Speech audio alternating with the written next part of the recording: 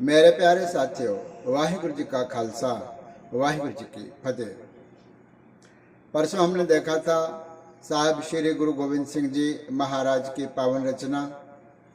उस रचना की निरंतर विचार चल रही है, जिसके अंदर गुरु महाराज ने बड़े बड़े देवताओं के नाम पर, जो देवताओं के नाम उनके कृत्य पर पड़े हुए हैं, उनके नामों को लेकर के उसके अंदर ब्रह्म का विचार, परमात्मा का विचार किया था।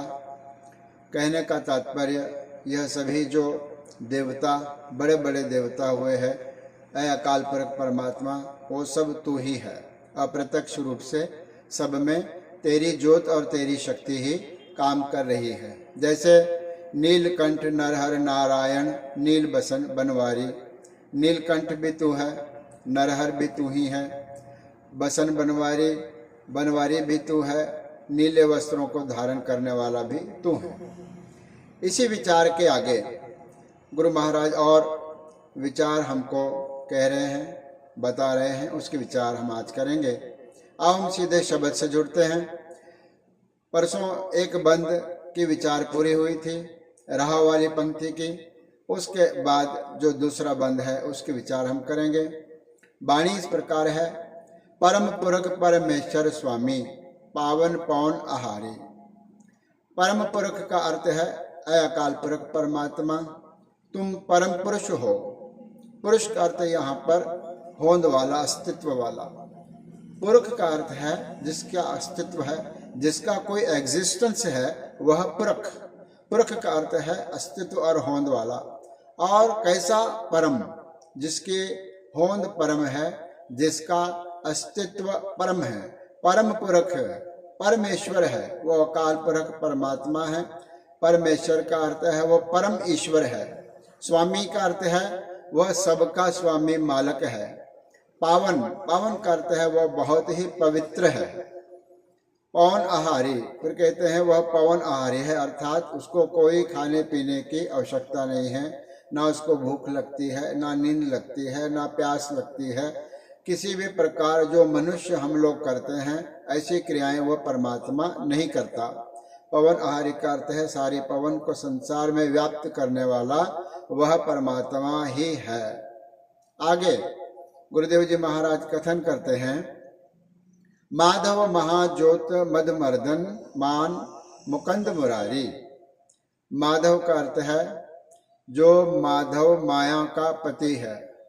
माया का अर्थ है लक्ष्मी, जो लक्ष्मी का पति है, भावार्थ यहाँ पर विष्णु है।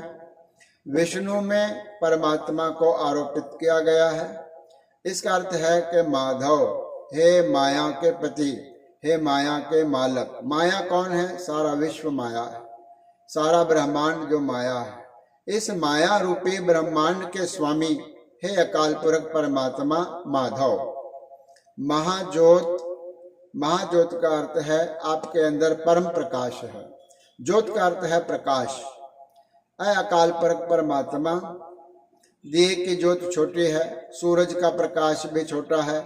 हजारों करोड़ों सूरज भी अगर इकट्ठे हो जाए तो तेरी ज्योत का जो प्रकाश है वही अधिक होगा। इसलिए महाज्योत, महाज्योत का भाव है ऐ अकाल पुरख परमात्मा, आप प्रकाश रूप हो, आप उजाला रूप हो। फिर कहते हैं मध मर्दन मान। मधु का, मर्दन का अर्थ है नाश करना, मान का अर्थ है अहंकार। जिसने मध कैटभ जो दैत्य माने गए हैं, दो, जो मधु का भाई कैटभ है, कैटभ का भाई मधु है। मधु का अर्थ यहाँ पर है कि दोनों भाइयों का, मद और कैटभ का, क्या किया? मर्दन, नाश किया। क्या नाश किया? मान, मान का अर्थ है अहंकार। हे अकाल पुरख परमात्मा, आपने ही मधु और कैटभ नामक दैत्य के अहंकार को नाश किया और उनका अंत किया। फिर कहते हैं मुकंद मुरारी। मुकंद का अर्थ है मुक्ति को देने वाला। मुकंद का अर्थ है जो जीवों की मुक्ति करता है, उनके अपने अपने कर्मों के अनुसार और कभी कभी अपनी कृपा के अनुसार। मुकंद मुक्ति देने वाले भी आप ही हो। मुरारी, मुरारी का भाव है मुर नाम के दैंत का वैरी। मुरारी का जो संधि विच्छेद होगा मुर प्लस आरी।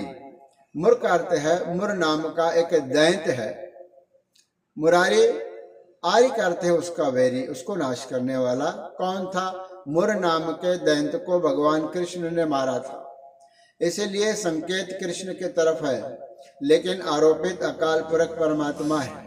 इसका भाव यह है कि जो कृष्ण रूप होके कृष्ण में अपनी शक्ति को रख के जिसने मुर नाम के दैंत को मारा वह कृष्ण अर्थात है अकाल पुरख परमात्मा, वह भी तुम ही हो।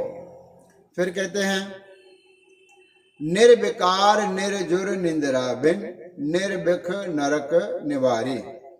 निर्विकार का अर्थ है जो विकारों से रहित है, जिस परमात्मा में किसी प्रकार का विकार नहीं है। काम, क्रोध, लोभ, मोह, अहंकार, इनको विकार माना गया है। फिर ईर्ष्या और द्वेष, मेरा और तेरा, यह भावना विकार मानी गई है।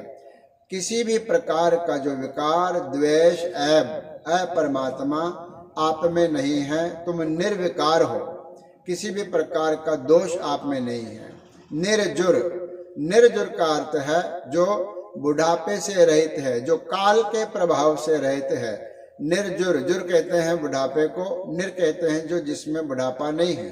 अर्थात भावार्थ यह होगा, हे अकाल पुरख परमात्मा, आपकी शक्ति, आपकी हस्ती ऐसी है जिस पर बुढ़ापे का असर नहीं है, जिसके ऊपर काल का असर नहीं, समय का असर नहीं है। निंद्रा बिन, आप कभी नहीं सोते हो, हमेशा जागते हो, आपको नींद की आवश्यकता नहीं, भूख और प्यास आपको लगती नहीं है।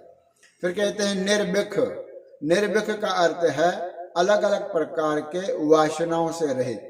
विख का अर्थ है जहर, जहर रूपी जो वासनाएं हैं, जो इच्छाएं हैं, जो मनुष्य में भरी पड़ी हैं, जो व्यक्ति में भरी पड़ी हैं, ऐसी वासनाएं अकाल पुरख परमात्मा में नहीं है।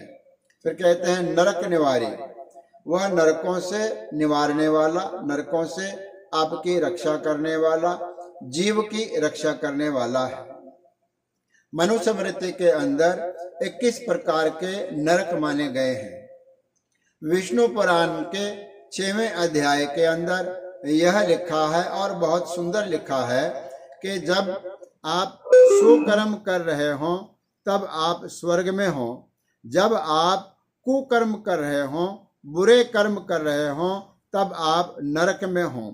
सुकर्म ही स्वर्ग है और दुष्कर्म ही करना यह नरक है। उन नरकों से बचाने वाला निवारी अकाल पुरख परमात्मा आप ही हो। फिर कहते हैं कृपा सिंध काल त्रयदर्शी को कृत प्रणाशनकारी। कृपा सिंध का भाव है कृपा के सागर समुंदर हो। काल त्रयदर्शी, त्रिकालदर्शी हो, तीनों कालों की बातों को आप जानने वाले हो। कुकृत प्रणाशनकारी, कुकृत का अर्थ है जो दुष्कर्म है, कुकृत जो माड़े कर्म है, इनको प्रणाशनकारी, नष्ट करने वाले परमात्मा आप ही हो। यहाँ पर दूसरा बंद समाप्त होता है। फिर तीसरे और आखिरी बंद के विचार हम परसों करेंगे। आज इतना ही। धन्यवाद। गुरु राखा।